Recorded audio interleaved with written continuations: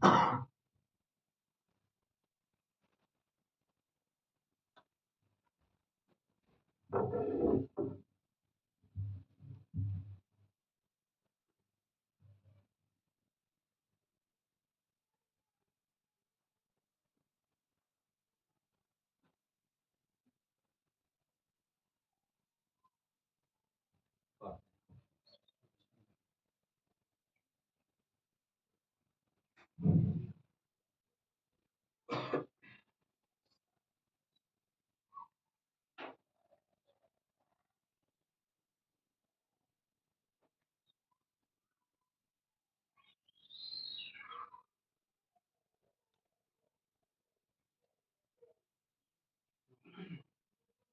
حول ولا قوة إلا بالله العلي العظيم. أعوذ بالله من الشيطان اللعين الرجيم. بسم الله الرحمن الرحيم. الحمد لله الذي هدانا لهذا وما كنا لنهتدي لولا أن هدانا الله. لقد جاءت رسل ربنا بالحق. الصلاة والسلام والتحية والإكرام على أشرف الأنبياء والمرسلين الذي مولده بمكة وهجرته بطيبة، صاحب الوقار والسكينة المدفون بأرض مدينة، الذي سمي في السماء بأحمد وفي الأرض بأبي القاسم محمد. اللهم صل على محمد وآل محمد. ثم الصلاة والسلام على أهل بيته الطيبين الطاهرين المعصومين المظلومين الغر الميامين، واللعنة الدائمة الباقية الجارية القائمة الثابتة على أعدائهم أجمعين. أما بعد، فقد قال إمام حسن المجتبى عليه السلام: هلاك الناس في ثلاث: الكبر والحرص والحسد. صلوات محمد. اللهم صل على محمد وآل محمد. حاضرین بزم ازا، ماتمداران پرسداران سید الشہداء، بطفیل چہردہ معصومین علیہ السلام، اور خصوصاً بتعیید حضرت بطول بنت رسول معصوم عالم جناب فاطمہ زہرا سلام اللہ علیہ، اللهم صل على محمد وآل محمد. آج کی یہ مجلس شب شہادت امام حسن مجتبیٰ علیہ السلام، اللهم صل على محمد وآل محمد. اس بارگاہ زہرا میں منعقد ہوئی ہے، اور مجلس سے آغاز سے قبل میں کہتا ہوں کہ بارگاہ رب العزت میں دعا کروں کہ پروردگارہ ہماری اس عزاداری کو اپنی بارگاہ میں شرف قبولیت عطا فرما، اور اس عزاداری کے صدقے میں ہمارے تمام گناہان کبیرہ اور صغیرہ کو معاف فرما، اور اس ذکر کو، ذکر کربلا کو ہمارے لیے ذریعہ نجات عطا فرما۔ پروردگارہ پرچم اسلام کو سربلندی و شرف عطا فرما، پرچم کفر و نفاق کو سرنگوں فرما، اور جو مومنین و مومنات پریشان حال ہیں ان کی پریشانیوں، دکھ اور تکلیفوں کو دور فرما، جو لوگ مقروض ہیں ان کا قرضہ خزانے غیب سے عطا فرما، جو بھی اولاد ہیں ان کو نیک اور صالح اولاد عطا فرما، پروردگارہ جو بیمار ہیں ان کو شفا عاجل و کامل عطا فرما، اور جن لوگوں نے التماس سے دعا کہا ہے ان کی تمام دعاؤں کو پورا فرما۔ پروردگارہ جتنے بھی زائرین امام حسین دنیا بھر میں جہاں جہاں سے بھی زیارت کے لیے جا رہے ہیں ان کی جان مال عزت و آبرو کی حفاظت فرما، ہم سب کو اس سال و ہر سال زیارت کربلا نصیب فرما، زندگی کی آخری سانس تک محبت اہل بیت پر ثابت قدم رہنے کی توفیق عطا فرما۔ پروردگارہ پرچم اسلام کو سربلندی و شرف عطا فرما، دشمنان اسلام کو نیست و نابود فرما، ہمارے مولا و آقا ہمارے سید و سردار امام زمانہ کے ظہور میں تعجیل فرما، ہم سب کو اپنے مولا کے مخلص غلاموں میں شمار فرما۔ ربنا تقبل منا انک انت السمیع العلیم۔ صلوات اللهم صل على محمد وآل محمد. اپنے تمام سننے والوں کی خدمت میں سب سے پہلے میں یہ گزارش کر دوں کہ ویسے تو 7 سفر کی تاریخ کو اگر آپ دیکھیں تو ہندو پاک میں یہ تاریخ نہیں ہے بلکہ 28 سفر کی تاریخ ہے، لیکن افریقن کنٹریز میں جو تقریباً اکاتر کنٹریز ہے، 54 کنٹریز ہے پورے افریقہ کے اندر میں، اور جہاں جہاں پر اہل بیت کے جانے والے بستے ہیں اور جماعتیں ہیں، وہاں پر 7 سفر کی تاریخ ہی امام حسن مجتبیٰ علیہ السلام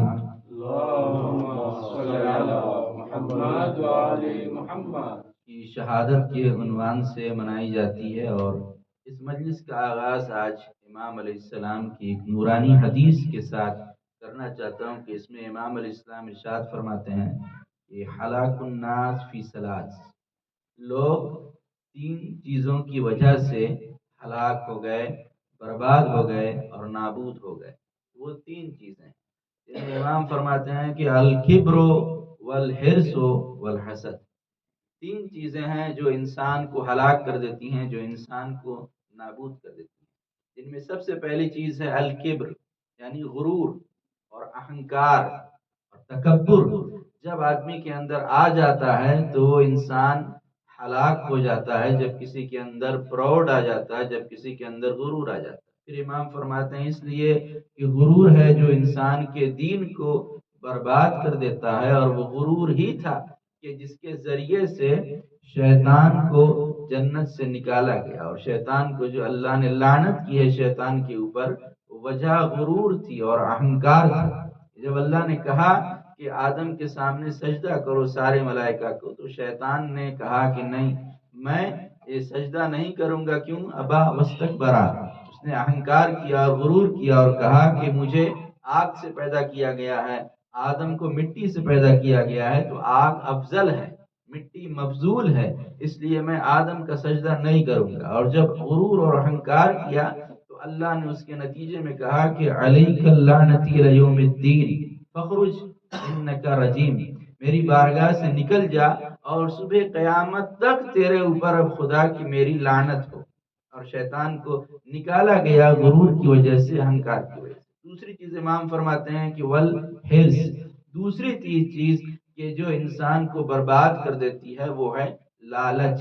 وہ ہے لوبھ، کہ جب آدمی کے اندر لالچ پیدا ہو جاتا ہے تو امام فرماتے ہیں کہ جب حضرت آدم علیہ السلام کو اللہ نے کہا تھا کہ جس جنت میں جتنے بھی پیڑ ہیں سارے پیڑوں سے تم استفادہ کرنا، کھانا، لیکن ایک پیڑ ہے اس کو شجر ممنوعہ کہا گیا، اس پیڑ کے قریب نہ جانا۔ لیکن شیطان نے آپ کے دل میں وسوسہ پیدا کیا اور کہا کہ اللہ نے پیڑ کے قریب جانے سے منع کیا ہے، اس کا پھل کھانے سے تو اللہ نے منع نہیں کیا۔ اور جناب آدم نے اس کے پھل کو کھایا اور پھر وہ جنت سے نکالے گئے اور پھر زمین کے اوپر حضرت آدم علیہ السلام آئے۔ تیسری چیز جو امام نے فرمائی ہے وہ الحسد،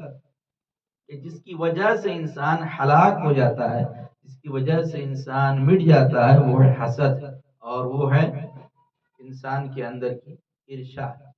جب انسان کے اندر حسد آتی ہے تو امام فرماتے ہیں کہ حسد ہی وہ بیماری ہے کہ جس کی وجہ سے اس کائنات، اس کرۂ ارض کے اوپر سب سے پہلا قتل جو ہوا ہے، تو ایک بھائی نے دوسرے بھائی کا کیا، قابیل نے حابیل کا قتل کیا ہے حسد کی وجہ سے، کیونکہ اس کے دل میں حسد کی آگ پیدا ہو گئی، اور یہ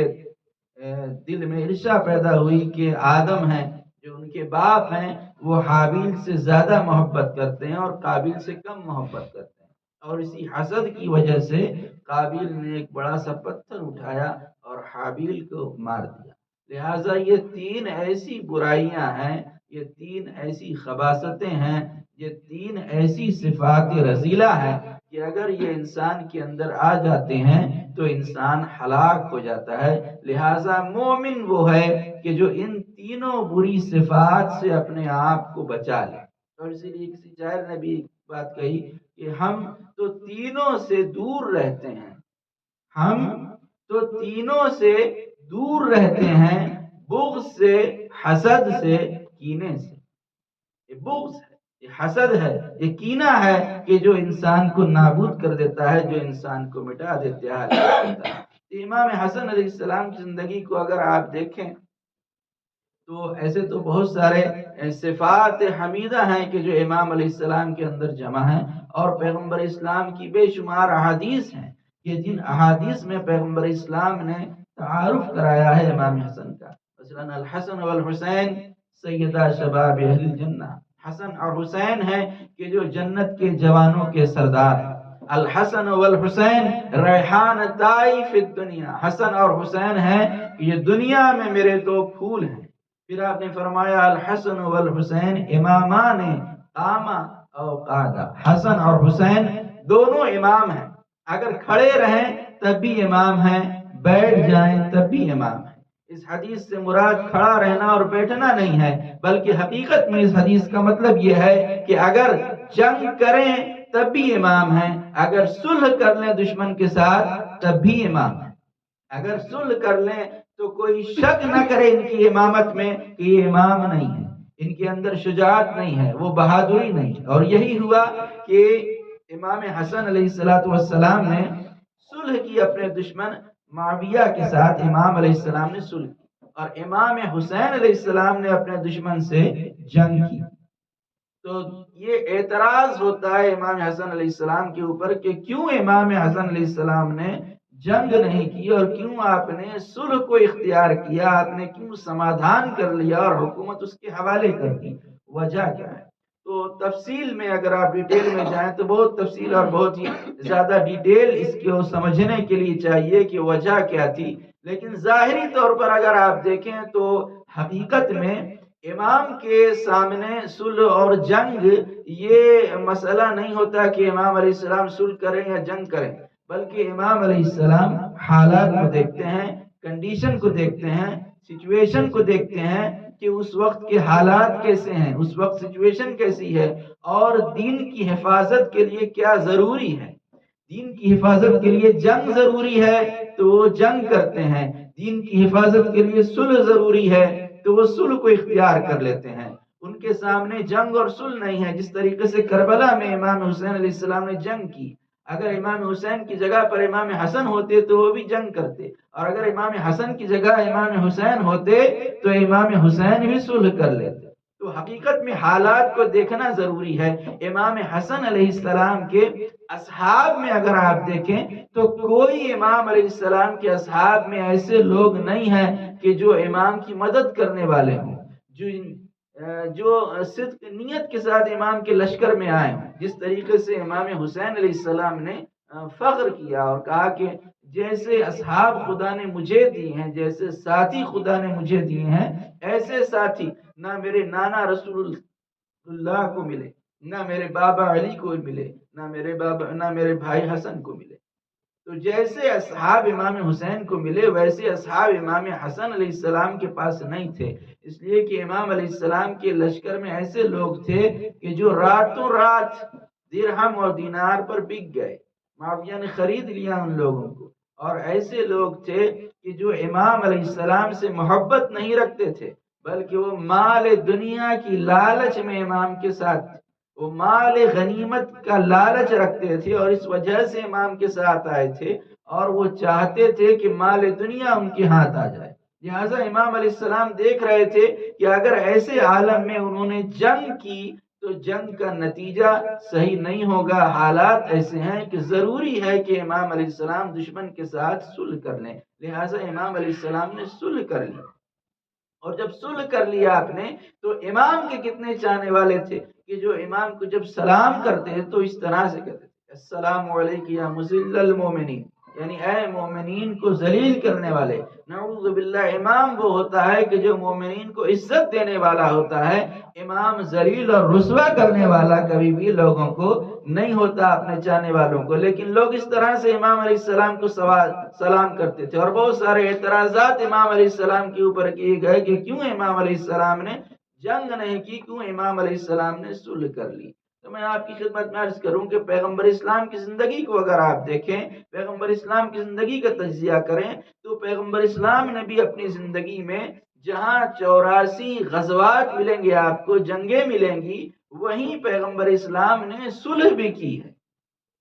جہاں جنگ کی ہے وہیں پیغمبر اسلام نے صلح حدیبیہ بھی کی ہے، اور دونوں شہزادوں کے اندر، امام حسن حسین دونوں کے اندر میں سیرت پیغمبر اسلام موجود ہے، لہٰذا ایک بھائی نے صلح کر لیا اور ایک بھائی نے جنگ کر لیا۔ اس کو شاید نے کہا کہ صلح کیا زور الہی کی طلبگار نہیں؟ صلح کیا زور الہی کی طلبگار نہیں؟ کام کرار کا ہے، منزل فرار نہیں۔ صلح کیا زور الہی کی طلبگار نہیں؟ کام کرار کا ہے، منزل فرار نہیں۔ اور صلح بھی کاٹ دیا کرتی ہے ظالم کا گلا، صلح بھی کاٹ دیا کرتی ہے ظالم کا گلا۔ فرق اتنا ہے کہ اس تیغ میں جھنکار نہیں، فرق اتنا ہے کہ اس تیغ میں جھنکار نہیں۔ تو امام حسین علیہ السلام نے جو کربلا میں جنگ کر کے کام لیا ہے، وہی کام امام حسن نے صلح کے ذریعے سے لیا ہے۔ یہ ہے امام علیہ السلام کے صلح کیا، اور صلح کر کے آپ نے دین کی حفاظت کی، صلح کر کے آپ نے اسلام کو بچایا ہے، اور صلح کر کے آپ نے دین کی حفاظت کی ہے۔ تو امام حسن علیہ السلام کی پوری زندگی کو اگر آپ دیکھ لیں تو امام علیہ السلام کی زندگی میں اخلاق امام علیہ السلام ایسا ہے کہ جب شام کا رہنے والا شخص جو شامیوں کے پروپیگنڈے میں بہکایا ہوا تھا، اور جب شام سے آیا ہے مدینے میں، تو جیسے ہی امام حسن علیہ السلام کے اوپر اس کی نظر پڑی ہے، تو نظر پڑتے ہی امام علیہ السلام کو برا بھلا کہنے لگا اور امام کے خلاف بولنے لگا، سب و شتم کرنے لگا امام علیہ السلام کے اوپر۔ آپ دیکھیں کہ اگر ہم ہوں اور ہمارے ساتھ کوئی ایسا کرے تو ہم فوراً اس کا جواب دے دیتے ہیں اور فوراً اس کے خلاف ہو جاتے ہیں، لیکن سیرت امام کیا ہے؟ سیرت امام یہ ہے کہ جب اس نے برا بھلا کہا، کہتا رہا، اور جب وہ چپ ہو گیا تو امام علیہ السلام نے مسکرا کر اس کو سلام کیا، اور سلام کر کے امام علیہ السلام نے کہا کہ مجھے لگتا ہے کہ تو مسافر ہے، کیونکہ وہ شام سے آیا تھا۔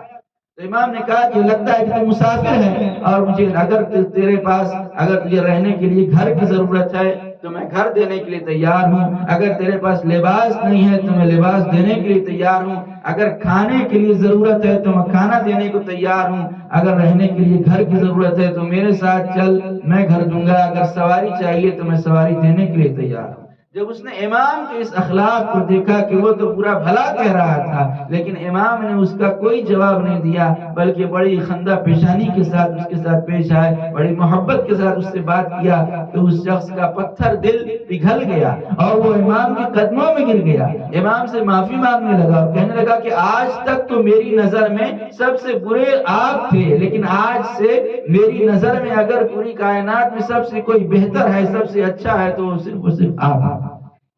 اور وہ امام کے اخلاق کو دیکھ کر امام کا سچا چاہنے والا بن گیا، امام کا سچا مطیع اور فرما بردار بن گیا، امام سے محبت کرنے والا بن گیا۔ تو آپ نے دیکھا کہ امام علیہ السلام اگر اس کے اوپر تلوار چلا دیتے تو کبھی امام کا چاہنے والا نہیں بنتا، اگر امام بھی برا بھلا کہتے اس کو برابر میں تو کبھی امام کا چاہنے والا نہیں بنتا۔ لیکن یہ ہمارے ائمہ کی سیرت ہے کہ وہ ایسا اخلاق پیش کرتے ہیں، ایسا کردار پیش کرتے ہیں کہ سامنے والے کا دل خود بخود پگھل جاتا ہے۔ بچپنا ہے امام حسن علیہ السلام کا، اور بچپنے کے عالم میں آپ کا طریقہ یہ ہے کہ روزانہ جو کچھ نانا سے خطبہ سنتے ہیں مسجد میں، وہ گھر میں آتے ہیں اور آ کر اپنی مادر گرامی سے، شہزادی کونین سے ہو بہو بیان کرتے ہیں روزانہ، اور شہزادی روزانہ پوچھتی ہیں کہ نانا نے آج خطبے میں کیا بیان کیا، مسجد میں آج کیا وحی الہی نازل ہوئی، اور امام علیہ السلام روزانہ بیان کرتے ہیں۔ تو یہ صرف ہمارے سننے کے لیے نہیں ہے، بلکہ اس میں ایک میسج بھی ہے اور یہ ایک پیغام بھی ہے اس واقعے میں کہ جس طرح سے امام آتے ہیں گھر میں، بچپنا ہے لیکن روزانہ آ کر بیان کرتے ہیں، اسی طریقے سے جب ہمارے بچے مجلسوں میں جائیں، خطبات جمعہ کو سنیں، مجلسوں کو سنیں، اور جب واپس گھر میں جائیں تو والدین کی ذمہ داری ہے کہ ان سے پوچھیں کہ آج مجلس میں کیا بیان کیا گیا، آج مجلس میں کیا پڑھا گیا، اور اس کا فائدہ دو ہوگا۔ فائدہ یہ ہوگا، اس کا پہلا فائدہ یہ ہوگا کہ جب بچہ مجلس میں آئے گا تو غور سے مجلس کو سنے گا، اس لیے کہ بہت سے لوگ مجلس میں آتے ہیں، جسم مجلس میں ہے لیکن وچار اور ذہن اور خیال کہیں اور، لہٰذا جب آپ بچے کی یہ رسپانسبلٹی دے دیں گے کہ مجلس میں جا رہے ہو لیکن جو کچھ سنو گے اس کو سمرائز کر کے بیان کرنا ہوگا، اس کا خلاصہ بیان کرنا ہوگا، تو وہ آئے گا تو غور سے مجلس کو سنے گا۔ اور دوسرا فائدہ یہ ہوگا کہ جب مجلس کو سنے گا تو علم میں اضافہ ہوگا، اور جب علم آئے گا تو انسان عمل کی طرف بڑھے گا۔ لہٰذا بچوں سے سوال کریں۔ آج تو حالت یہ ہے کہ پوری مجلس ختم ہو جاتی ہے اور کسی سے پوچھئے کہ مجلس میں گئے تھے تو جواب دے گا کہ ہاں مجلس میں گئے تھے۔ مجلس کیسی رہی؟ تو بولے ہاں مجلس بہت اچھی پڑی مولانا۔ تو سوجے کیا تھا؟ سوجے آپ پوچھ لیں کہ سوجے کیا تھا تو کوئی سوجے بھی آج لوگ نہیں بتا پاتے ہیں کہ پوری مجلس سنی آدھا گھنٹے کی 1 گھنٹے کی، لیکن سوجے پتا نہیں کہ مجلس کا سوجے کیا تھا۔ تو لہٰذا بچوں سے اگر یہ ذمہ داری بچوں کے اوپر دے دیں، اور خصوصاً میری مائیں اور بہنیں اگر میری آواز کو سن رہی ہیں تو بچوں سے سوال کریں اور سوال و جواب کریں گے تو بچے پھر علم کو حاصل کریں گے۔ لہٰذا روزانہ امام علیہ السلام آ کر بیان کرتے ہیں۔ مولا کائنات نے پوچھا ایک دن کہ بنت رسول حسن کے آنے کا وقت کیا ہے؟ تو شہزادی کونین نے بیان کیا کہ اس وقت حسن آتے ہیں اور آ کر بیان کرتے ہیں۔ تو ایک دن اس سے پہلے کہ امام حسن آئے، مولا کائنات گھر میں آ گئے اور آ کر پردے کے پیچھے چھپ گئے۔ پردے کے پیچھے چھپ کر امام علیہ السلام انتظار کرنے لگے کہ اب میرا بیٹا حسن آئے اور وحی الہی کی ترجمانی کرے، اور اتنے میں امام حسن بھی آ گئے جب ان کا وقت ہوا آنے کا، اور آ کر اپنی ماں کی گود میں، شہزادی کونین کی گود میں آ کر بیٹھ گئے اور آ کر وحی الہی کو بیان کرنے لگے اور ترجمانی کرنے لگے وحی کو کہ آج نانا کے اوپر یہ وحی نازل ہوئی، آج جبریل یہ وحی لے کر آئے تھے۔ تو جب وحی کو بیان کر رہے تھے امام حسن تو آپ نے دیکھا کہ آپ کی زبان میں لکنت آ گئی۔ آپ فرماتے ہیں کہ یا امہ قد تلجلج لسانی وکل بیانی لعل سیدی یرانی، اے مادر گرامی آج میری زبان میں لکنت آ رہی ہے، میری زبان پھنس رہی ہے اور ایسا لگ رہا ہے کہ کوئی بزرگ ہے جو مجھے دیکھ رہا ہے۔ اور جیسے ہی مولا کائنات نے سنا تو پردے کو ہٹایا اور سامنے آئے اور آ کر امام حسن کو اپنی گود میں لے لیا اور آپ بوسہ دینے لگے، اور امام علیہ السلام نے اس طرح یہ بتا دیا۔ تو آپ نے دیکھا کہ اگر امام بھی ہیں اور ان کا کوئی بزرگ سامنے ہے کچھ بیان کر رہے ہیں تو زبان میں لکنت آ گئی، امامت کی زبان میں لکنت آ گئی۔ تو اگر ایک ذاکر کی زبان میں لکنت آ جائے تو تعجب نہ کیجئے گا، اس لیے کہ پردہ غیب سے امام دیکھ رہے ہیں، پردے کے پیچھے سے امام علیہ السلام بھی ہماری باتوں کو سن رہے ہیں۔ تو یہ امام علیہ السلام کا ایک سبق ہے بچوں کے لیے امام کی زندگی سے کہ جو کچھ بھی بیان کیا جا رہا ہے اس کا خلاصہ اگر آدھا گھنٹے کی مجلس ہے تو 10 منٹ میں اس کی خلاصے کو بیان کریں، تو بچوں کے اوپر بھی ذمہ داریاں دیں تاکہ وہ بھی رسپانسیبل بنے۔ تو عام طور پر دنیا میں یہ دیکھا جاتا ہے اور یہ کہا بھی جاتا ہے کہ جو کچھ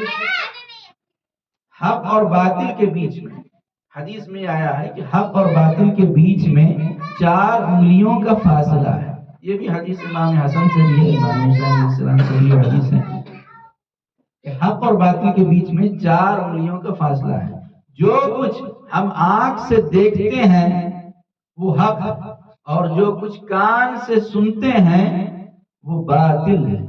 لہٰذا سنی سنائی بات کے اوپر کبھی بھروسہ نہ کریں۔ جو کچھ آپ نے اڑتی اڑتی باتیں سنی ہیں کسی سے، سنی ہوئی بات پر ہرگز بھروسہ نہ کریں جب تک کہ کسی بات کو اپنی آنکھوں سے دیکھ نہ لیں، تب تک اس بات پر یقین نہ کریں، سنی سنائی بات کے اوپر نہیں۔ لہٰذا آنکھ میں اور کان میں وبین السمع والبصر 4 اصابع، حق اور باطل میں 4 انگلیوں کا فاصلہ ہے۔ آپ دیکھیں آنکھ سے جو دیکھ رہے ہیں وہ حق، کان سے جو سن رہے ہیں وہ باطل ہے، اور آنکھ اور کان کے بیچ میں 4 انگلیاں ہیں۔ تو اس طرح سے حق اور باطل کے بیچ میں 4 انگلیوں کا فاصلہ ہے۔ جو آنکھ سے دیکھا وہ حق ہے، جو کان سے سنا وہ باطل ہے۔ تو یہ بات تو طے ہے کہ جو آدمی آنکھ سے دیکھ لیتا ہے جس بات کو، تو اس بات پر انسان کو یقین ہو جاتا ہے کہ ہاں یہ سچ ہے، یہ حق ہے، یہ ٹروتھ ہے، یہ برے ہے اور یہ سچائی ہے اور اس میں کسی طرح کا کوئی جھوٹ نہیں ہے۔ لیکن بسا اوقات ایسا بھی ہوتا ہے کہ آدمی آنکھ سے کسی چیز کو دیکھ لیتا ہے لیکن اس کے باوجود بھی جو کچھ آنکھ سے دیکھ رہا ہے وہ بھی جھوٹ ہوتا ہے۔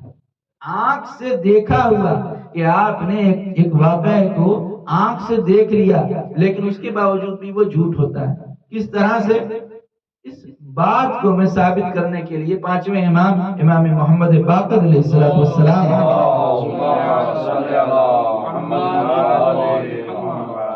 کو اس واقعے کو پیش کرنا چاہتا ہوں کہ امام فرماتے ہیں کہ ایک مرتبہ ایک شخص تھا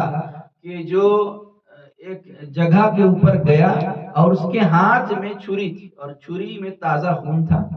اور وہ شخص اس جگہ پر کھڑا ہوا تھا اور وہیں پر ایک آدمی ذبح کیا ہوا پڑا تھا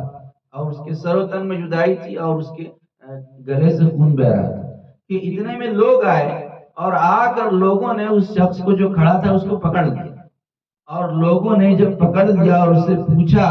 کہ کیا تم نے اس شخص کا قتل کیا ہے؟ جو سامنے قتل کیا ہوا آدمی پڑا ہوا تھا، پوچھا کہ تم نے قتل کیا؟ تو اس شخص نے دیکھا کہ اگر وہ انکار کرے گا تو لوگ نہیں مانیں گے، اس لیے کہ قتل کے سارے شواہد موجود ہیں، گواہ ایسے سارے ثبوت موجود ہیں قتل کے، کیونکہ اس کے ہاتھ میں چھری ہے اور چھری سے خون لگا ہوا ہے، تازہ خون، اور سامنے ایک آدمی ذبح کیا ہوا ہے، لہذا اس نے دیکھا کہ اب وہ انکار کرے گا تو کوئی مانے گا نہیں، تو اس نے قبول کر لیا کہ ہاں میں نے قتل کیا۔ جب لوگوں نے دیکھا تو لوگوں نے اس کو پکڑ دیا اور پکڑ کر چلے مولا کائنات علی بن ابی طالب علیہ السلام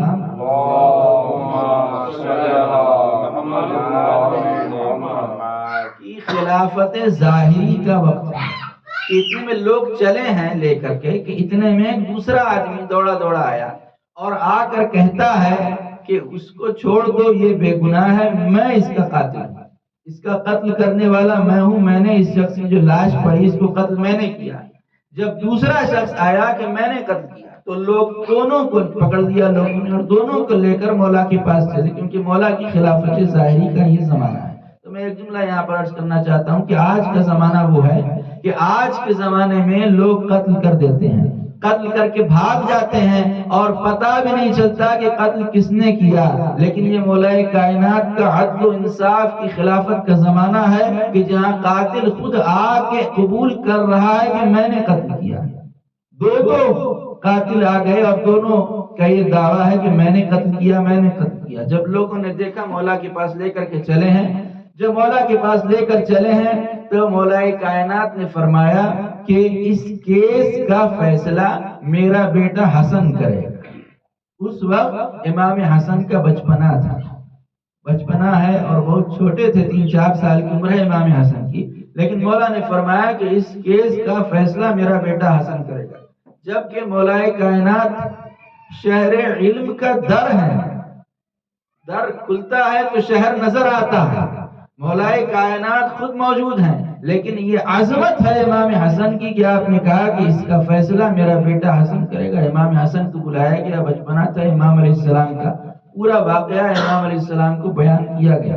اور دونوں نے بیان کیا۔ تو امام علیہ السلام نے پہلے شخص سے پوچھا کہ اگر تم قاتل نہیں تھے تو تم نے کیوں کہا کہ تم نے اس شخص سے قتل کیا؟ تو اس نے کہا کہ مولا کیونکہ میرے ہاتھ میں چھری تھی اور سامنے ایک آدمی ذبح کیا ہوا پڑا تھا، اور حقیقت میں میں ایک قصائی ہوں، میں بھیڑ کو ذبح کر کے میرے ہاتھ میں چھری تھی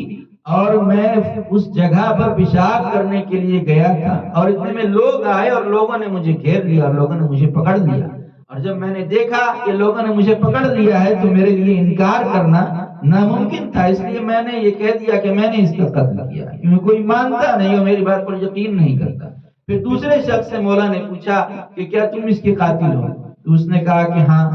میں اس کا قتل کرنے والا میں ہوں، میں قتل کر کے بھاگ گیا تھا، لیکن جب میں نے دیکھا کہ ایک بے گناہ کی جان جا رہی ہے، ایک بے گناہ ہے جو اس قتل کے الزام میں پھنس گیا ہے اور قاتل میں ہوں، تو میں اس کی جان کو بچانے کے لیے میں آ گیا اور میں نے کہا، میں نے قبول کر لیا کہ ہاں میں نے قتل کیا۔ تو جب دونوں نے اپنے واقعے کو مولا امام حسن کے سامنے بیان کیا اور امام نے دونوں کی باتوں کو سنا تو امام نے فرمایا کہ دونوں کو آزاد کر دیا جائے اور دونوں کو چھوڑ دیا جائے۔ آج کے زمانے کا اگر کوئی آدمی ہوتا تو فوراً اعتراض کرے گا کہ یہ کیسے ہو سکتا ہے، اگر ایک بے گناہ ہے تو دوسرا تو قاتل ہے، دوسرے کو سزا دینی چاہیے، لیکن امام نے یہ کیسے فرمایا کہ دونوں کو آزاد کر دیا جائے، دونوں بے گناہ ہیں، دونوں کو چھوڑ دیا جائے۔ تو امام امام علیہ السلام سے جب لوگوں نے سوال کیا تو امام علیہ السلام نے قرآن مجید کی آیت پڑھی کہ اللہ قرآن میں فرماتا ہے من قتل نفسا بغیر نفس و فساد فکأنما قتل الناس جميعا ومن احیاها فکأنما احیا الناس جميعا. من قتل نفسا بغیر نفس و فساد، جو ایک آدمی کو بغیر کسی عذر کے قتل کر دے تو ایسے ہی ہے کہ جیسے اس نے ایک آدمی کا قتل نہیں کیا، پوری انسانیت کا قتل کیا ہے. آج دنیا میں ہمارے یہاں یہ ہوتا ہے کہ اگر کوئی ایک آدمی کو مار دے تو اس کے بدلے میں 5 لاکھ روپیہ دے دیتا ہے. یعنی انسانی جان کی قیمت جو لگائی گئی ہے وہ 5 لاکھ روپیہ ہے. وہ روپیے سے اور پیسے سے قیمت لگائی جاتی ہے انسانی جان کی. لیکن اللہ کی نظر میں انسان کی جان کی یہ قدر و قیمت ہے کہ ایک انسان کا نفس، اگر ایک انسان کی جان ہے تو اتنی وہ قیمتی ہے کہ جیسے کہ پوری انسانیت، یعنی ایک ترازو کے ایک پلے میں ایک انسان کو رکھا جائے اور دوسرے پلے میں پوری انسانیت. امام نے فرمایا کہ اللہ فرماتا ہے کہ اگر ایک انسان کا قتل کیا تو پوری انسانیت کا قتل، اور اگر کسی نے ایک انسان کو بچا لیا تو ایسے ہی جیسے پوری انسانیت کو بچا لیا. امام نے کہا یہ قاتل ضرور ہے، لیکن کیونکہ ایک بے گناہ پھنس رہا تھا، ایک بے گناہ کو سزا دی جا رہی تھی، لہذا اس نے ایک بے گناہ کی جان کو بچا لیا ہے، اس لیے اسے بھی آزاد کیا جائے گا، دونوں کو آزاد کیا جائے گا، اور اس کا جو قصاص ہے وہ بیت المال سے ادا کیا جائے. جو قصاص جو خون بہا ہے اس کا وہ بیت المال سے پے کیا جائے گا، بیت المال سے ادا کیا جائے گا. تو اس طرح سے امام علیہ السلام نے فیصلہ کیا. امام علیہ السلام نے عدل و انصاف کے ساتھ فیصلہ کیا کہ لوگوں نے امام علیہ السلام کے فیصلے کو قبول کر لیا. تو دیکھا آپ نے، اور آج خصوصاً آج کے نیوز میں ہر ایک نیوز چینل پر آپ نے دیکھا ہوگا کہ انڈیا کے لیے آج ایک پراؤڈ مومنٹ ہے کہ وہ چاند کے اوپر پہنچ گیا. اس طرح سے اس سے پہلے امریکہ بھی پہنچا یا رشیا یا اور دیگر جو ممالک پہنچے ہیں. تو جب بھی کوئی چاند کے اوپر پہنچتا ہے تو وہ کیا کرتا ہے؟ چاند پر پہنچ کر وہاں سے اطلاعات کو کلیکٹ کرتا ہے اور اپنے ملک کا جھنڈا اس چاند کے اوپر، جیسے ہندوستان نے اپنے ملک کا جھنڈا لگا دیا، امریکہ گیا ہوگا تو اپنے ملک کا جھنڈا لگا دیا. لیکن ہم اگر چاند پر پہنچ جائے تو ہم کیا کریں گے؟ تو دیکھیں شاعر نے کیا کہا، عباس نامور کا علم لے کے جائیں گے، عباس نامور کا علم لے کے جائیں گے، ہم چاند پر حسین کا غم لے کے جائیں گے. تو دنیا کے ممالک ہیں جو اپنے ملک کا جھنڈا لے جاتے ہیں. اگر امام حسین کا چاہنے والا کوئی چاند پر پہنچے گا تو حضرت عباس کا علم لے کر جائے گا، اس لیے کہ یہی وہ علم ہے کہ جس کے لیے کوئی قید اور بند نہیں ہے اور جس کے لیے کوئی شرط نہیں ہے. جس طریقے سے سال بھر ہم سید الشہداء پر روتے ہیں، سال بھر ہم سید الشہداء کا ماتم کرتے ہیں، ویسے ہی آج کی شب ہے کہ جو امام حسن کا ماتم کرنے کے لیے ہم جمع ہوئے. بس ایک جملہ آپ سمجھ لیں کہ جس طریقے سے سید الشہداء کی جب قربانی کا دن ہے جس کو روز عاشور کہتے ہیں، اگر عاشور کے دن امام حسین کی شہادت ہے تو آج کی شب اور کل کا دن بھی آپ کل کے دن کو مصیبت میں اور مظلومیت میں عاشور کے دن سے کم نہ سمجھیں. اس لیے کہ جس طرح عاشور کے دن پیغمبر اسلام نوحہ کر رہے ہیں، جس طریقے سے عاشور کے دن شہزادی کونین سوگوار ہیں، جس طریقے سے عاشور کے دن ہیں کہ جو سب کے سارے انبیاء کربلا میں جمع ہو گئے ہیں، ویسے ہی آج کی وہ علمناک اور غمناک شب ہے کہ جس شب میں شہزادی کونین بھی پرسہ لینے کے لیے آئی ہیں امام حسن کا. آپ سال بھر امام حسین کا پرسہ دیتے ہیں تو آج شہزادی کونین کو ان کے لال امام حسن کا پرسہ دینا ہے، اور پیغمبر اسلام کو ان کے نواسے کا پرسہ دینا ہے. امام حسن کی شہادت بھی بڑی مظلومیت کے ساتھ ہوئی ہے، اور امام علیہ السلام کا جنازہ ہی وہ جنازہ ہے کہ آپ نے کبھی نہیں دیکھا ہوگا دنیا میں کہ کبھی کسی کا جنازہ قبرستان جانے کے بعد واپس آیا ہو۔ کائنات میں یہ صرف ایک ہی جنازہ حسن مجتبی کا جنازہ ہے کہ جو قبرستان جانے کے بعد واپس آیا۔ آپ کا دشمن ازلی معاویہ علیہ اللعن والعذاب بادشاہ روم کو خط لکھتا ہے کہ مجھے ایسا زہر چاہیے کہ جس زہر سے ایک ہی مرتبہ میں انسان مر جائے۔ 7 مرتبہ ایسے تو امام کو زہر دیا گیا اور 7 مرتبہ روضہ رسول پر جاتے تھے اور آپ کو شفا مل جاتی تھی، لیکن جب روم سے وہ زہر آیا ہے اور جب اس زہر کو زمین کے اوپر ڈالا گیا تو زمین میں چھید ہو گیا اور اس زمین سے دھواں اٹھے۔ اب سوچیں کہ وہ زہر سے جس زمین میں چھید ہو گیا تو مولا امام حسن کے کلیجے کا کیا حال ہوا ہوگا جب اس زہر کو مولا نے کھایا ہوگا۔ بس جب وہ زہر آیا ہے، معاویہ نے آپ کی زوجہ جعدہ بنت اشعث ملعونہ جو محمد بن اشعث کی بہن ہے اور امام حسن کی زوجہ ہے، معاویہ نے اسے بلایا اور بلانے کے بعد کہا کہ اگر تو نے یہ زہر حسن کو دے دیا اور حسن کو شہید کر دیا تو میں اس کے بدلے میں 1 لاکھ درہم دوں گا اور اپنے بیٹے یزید کے ساتھ تیری شادی کر دوں گا۔ وہ لالچ میں آ گئی اور اس زہر کو لے کر گئی اور جہاں امام حسن علیہ السلام سو رہے تھے رات کو وہ گئی اور جا کر امام کے سرہانے پانی کا ایک گلاس تھا، اس پانی کے گلاس میں اس نے زہر کو ملایا۔ جب مولا صبح بیدار ہوئے ہیں اور آپ نے وضو کیا اور اس گلاس میں سے 1 قطرہ پانی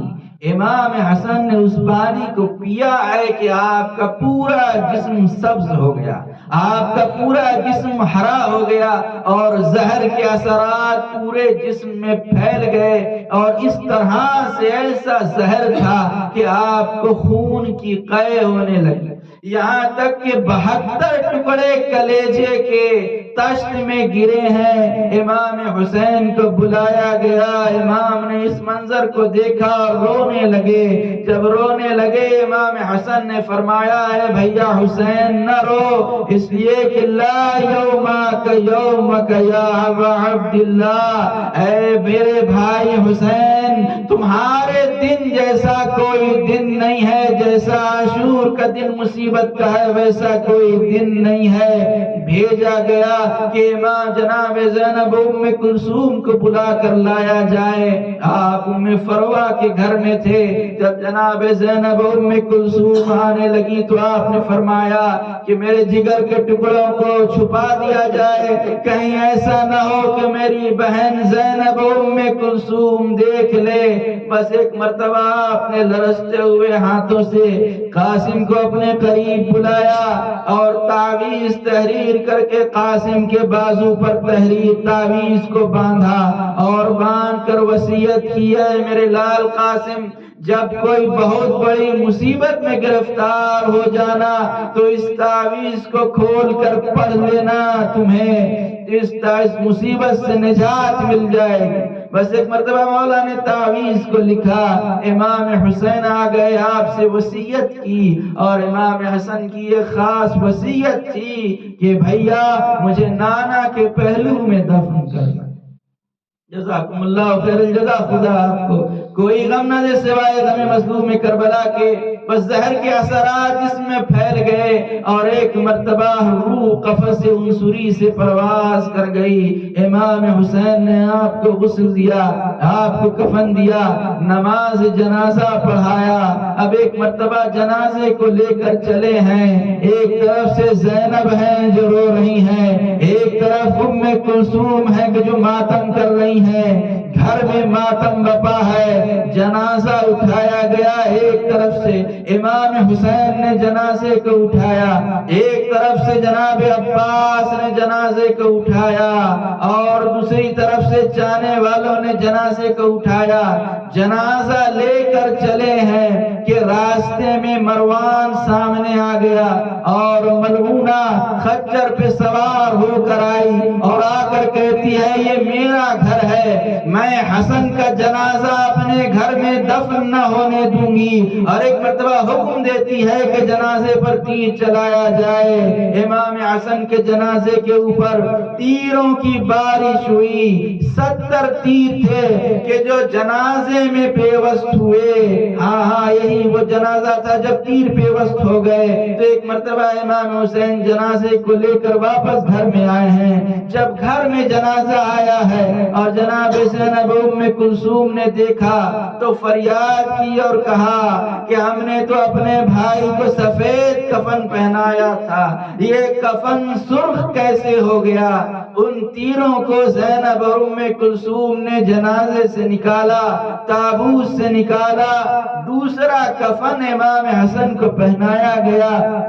اور ایک مرتبہ جنازے کو لے کر پھر سے چلے ہیں اور جنت البقیع میں ماں کے پہلو میں دفن کیا۔ ہاں ایک ذاکر کا جملہ اس مقام پر یاد آتا ہے، وہ فرماتے ہیں کہ حسن اور حسین کے جنازے میں یہی فرق تھا کہ حسن کے جنازے میں تیر تھے، حسین کا جنازہ تیروں پر معلق تھا، اور جب تیروں کے آسمان سے سر کو نیچے کیا تو کیا دیکھا کہ وہ ماں گئی کہ جس نے چکیاں پیس کر پالا تھا، آواز دی اے ارض کربلا میرا بچہ ہے بے گناہ، اے دہر بے وفا میرا بچہ ہے بے گناہ، اے نہر القما میرا بچہ ہے بے گناہ، گھیرا ہے ظالموں نے میرے نور عین کو، اے ذوالفقار تجھ سے میں لوں گی حسین۔